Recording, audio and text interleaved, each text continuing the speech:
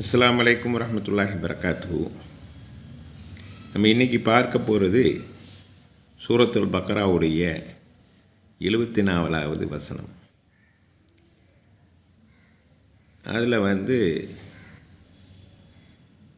பனி இஸ்ராயல்களுக்கு கூறப்பட்ட ஒரு பெரிய செய்தி மற்றும் நம் முஸ்லிம் உம்மத்துக்கு ஒரு பெரிய செய்தியும் இருக்கிறது. அஊது பில்லாஹி மினஷ் ஷைத்தானிர் ரஜீம். பிஸ்மில்லாஹிர் ரஹ்மானிர் ரஹீம். பிஸ்மில்லாஹி வஸ்ஸலாத்து வஸ்ஸலாமு அலா ரசூலில்லாஹில் கரீம் வ ஆலிஹி வ ஸஹ்பிஹி அஜ்மஈன் வ மன் தபிஅஹும் பிலிசானின் இலா யௌமித்தீன். ரப்பி இஷ்ரஹ் லி ஸத்ரி வயஸ்ஸிர் லி அம்ரி வஹ்லுல் உக்தம் மின் லிசானி யஃப்கஹு கௌலி. ரப்பி ஸித்னி இல்மா ரப்பி ஸித்னி இல்மா ரப்பி ஸித்னி இல்மா சுப்ஹானக லா இல்ம லனா இல்லா மா அல்லம்தனா இன்னக அன்தல் அலீமுல் ஹக்கீம். பிஸ்மில்லாஹிர் ரஹ்மானிர் ரஹீம். ثم قست قلوبكم من بعد ذلك فهي كالحجارة أو أشد قسوة وإن من الحجارة لما يتفجر منه الأنهار وإن منها لما يشقق ويخرج منه الماء وإن منها لما يحبط من خشية الله وما الله بغافل عما تعملون.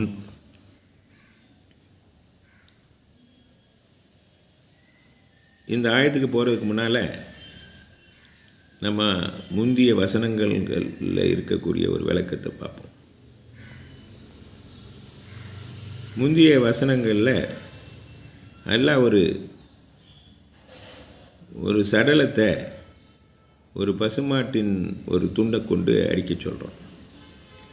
மூசா அலைஹிஸ்ஸலாம் மூலமாக இந்த ஒரு உத்தரவு அல்லாஹ் பனி இஸ்ராயல்களுக்கு பிறப்பிக்கிறான். அதை அவங்க தவிர்க்க முயற்சி பண்ணாங்க. அது பல கேள்விகள் கேட்டாங்க. அதை தவிர்க்க முடியாமல் கடைசியில் அந்த பசுமாட்டை எடுத்து அது துண்டை எடுத்து கடைசியில் அந்த சடலத்தை அடிக்கிறாங்க. அந்த சடலம் உயிர் பெற்று எழும்பி அதற்கப்புறம் பிறகு அந்த கொலகாரன், அதாவது தன்னுடைய சகோதரருடைய மகன் தான் கொலகாரன் என்று அது சொல்லிட்டு அவர் இறந்துடுறாரு, திருப்பியும் இறந்துடுறாரு. இதை பார்த்ததுக்கப்புறமும், இந்த ஒரு அற்புதத்தை பார்த்ததுக்கப்புறமும் கூட பல அற்புதங்கள் ஏற்கனவே எல்லாம் நிறுத்தி காட்டியிருக்கிறான். அந்த பனி இஸ்ராயல்கள் இன்னும் அதே இதில் இருக்கிறாங்க. அதே ரசூல்லா காலம் வரைக்கும் அந்த மக்கள் அப்படி தான் வாழ்ந்துக்கிட்டே வர்றாங்க. இது ரசூல்லா காலத்துடைய பனி இஸ்ராயல்களுக்கு சொல்கிறது மூலமாக அவங்களுக்கு இந்த விஷயத்தை உணர்த்துகிறான். ப்ளஸ்ஸு நம்ம ரசூல்லாட உம்மத்தாகி இன்றைய முஸ்லீம்களும் இதே தவிர பண்ணாதீங்கிறத எல்லாம் சுட்டி காட்டுறோம். இதனுடைய முதல்ல இதனுடைய அர்த்தத்தை பார்த்துட்டு அதுக்கப்புறம் இதனுடைய 2-3 விளக்கங்கள் வெவ்வேறு குரான் விரிவெளியாளர்கள் முஃபஸிர்கள் கொடுத்ததை நம்ம பார்ப்போம். சும்மா பிறகு கசத் குலூபுக்கும் இறைவிட்டது உங்களுடைய இதயங்கள், மிம்பாதி தாலிக்க அதற்கு பிறகு, பைய கல் ஹிஜாரத் பிறகு அது பாறை போல் ஆகிவிட்டது, அவு அஷத்து கஸ்வா அல்லது அதைவிட கடினமாக ஆகிவிட்டது, வ இன்ன மினல் ஹிஜாரதி மேலும் நிச்சயமாக பாறைகளிலிருந்து லமா யதஃபஜ்ஜரு மின்ஹுல் அன்ஹார் பொங்கி வெளியேறி வருகிறது, அதிலிருந்து ஆறுகள், வ இன்ன மின்ஹா நிச்சயமாக அந்த பாறையிலிருந்து, மின்ஹா அதிலிருந்துன்னா பாறையிலிருந்து, லமா யஷக்ககு புலந்து வெளிவருகிறது, பிளக்கப்படுகிறது, வ யஹ்ருஜு மின்ஹுல் மா பிறகு அதிலிருந்து வெளிப்படுகிறது நீர், அதாவது தண்ணீர்.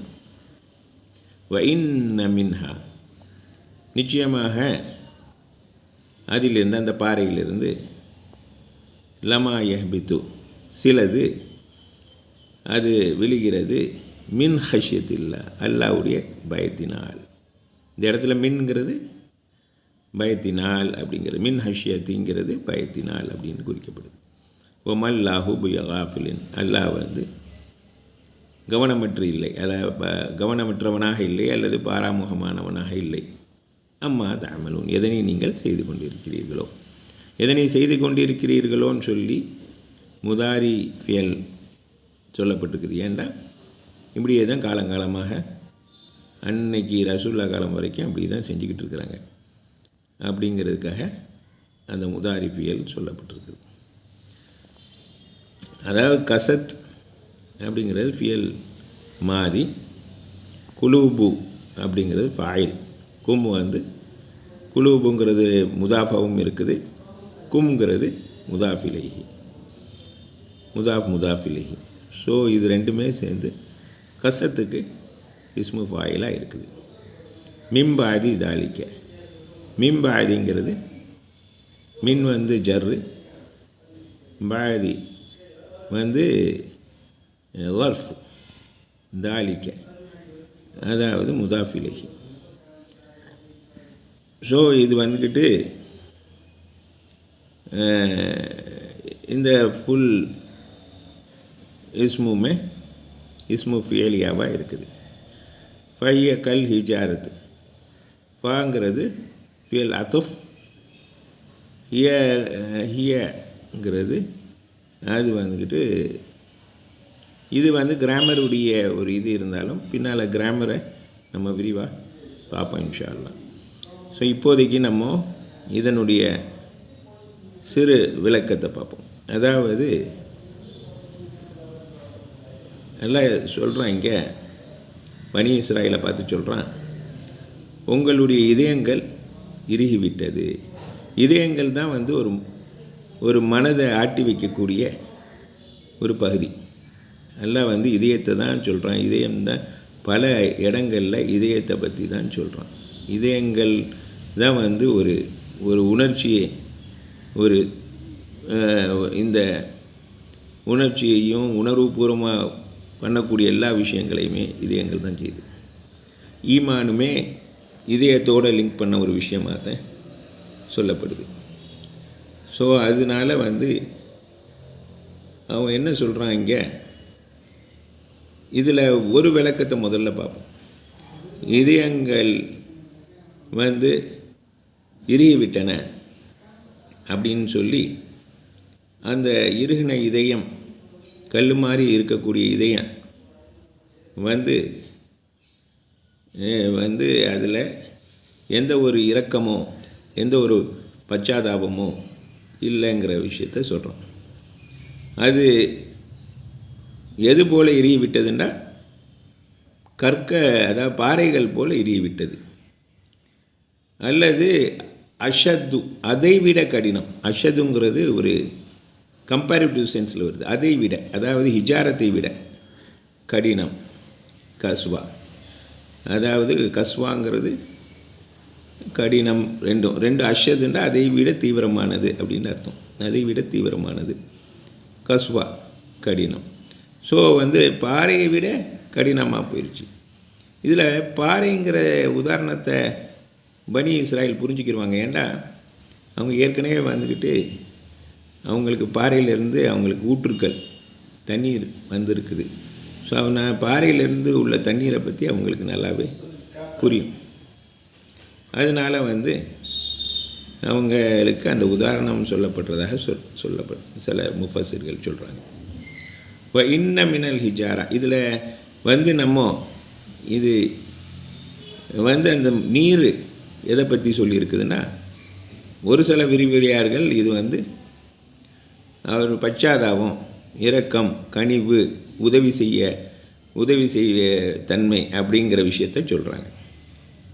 அப்படி நம்ம பார்த்தோம்னா அது வந்து சில பேர் வந்து தன்னிச்சையாக ஸ்பான்டேனியஸாக அதில் உதவி, கருணை, பச்சாதாபம் இதெல்லாம் வந்து அவங்களுக்கு இருக்குது அப்படிங்கிறது இன்ன மினல் ஹிஜாரதி எத்தபஜர், அதுலேருந்து பொங்கி வருது அன்ஹார், ஆறு போல் வருது அந்த பச்சாதாபம் வெளியே வருது அப்படின்னு சொல்லி சொல்லப்படுது. இன்ன மினல், ஒரு சில பேர் வந்து அது வந்து யஷ்ஷக்கு, அவங்கள வந்து இதை பண்ணும்போது, பெரிய ஒரு நிகழ்வு நிகழும்போது அவங்கள்ட்ட உள்ளக்க அந்த இரக்கம் பச்சாதாபம் எல்லாம் இருக்குது அப்படின்னு சொல்லக்கூடிய ஒரு தன்மை.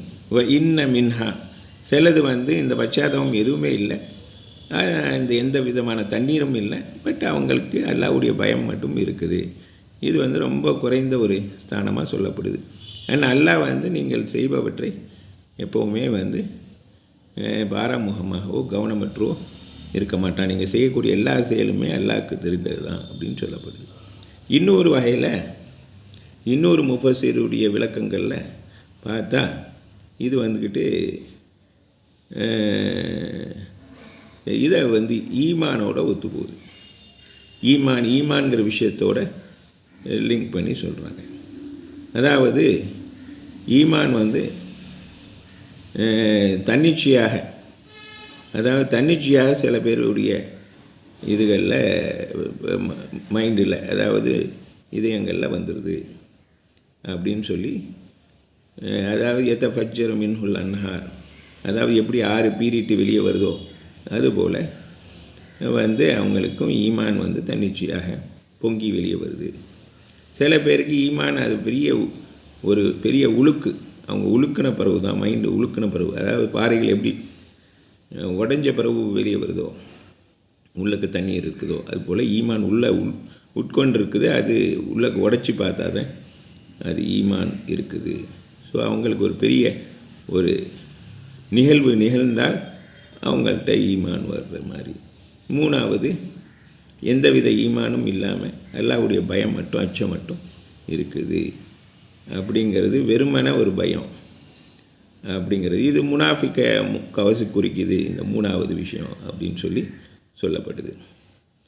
இதில் இன்னொரு கோணத்தில் இதை பார்க்கணுண்டா, அதாவது இது வந்து 3 லெவல் ஆஃப்